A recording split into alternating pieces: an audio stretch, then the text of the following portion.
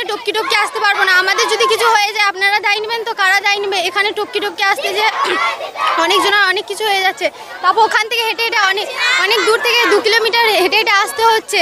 এখানে পথ অবরোধ ছিল, ওদের কিছু দাবি ছিল, ওই দাবিগুলো আমরা শুনলাম। আগামীকাল আমরা একটা টেবিল টপ মিটিং ডেকেছি, আশা করি ওই দাবিগুলো আমরা মেটাতে পারবো। আর ওই জন্য আজকে পথ অবরোধটা তুলে নিয়েছি। মানে হ্যাঁ, হায়দায় ফুটো ব্রিজ হবে, ওটাই আশ্বাস দেওয়ার পরে এবার আমরা কালকে এনএচের সাথে বসবো এটা নিয়ে। ওনাদের সাথে কথা হয়েছে, ওনারাও আশ্বাসন দিয়েছেন যে না, এটা আমরা করে দেবো, যে এখানে পাবলিকের খুব ডিমান্ড আছে এখানে, ওই জন্য এখানে আমরা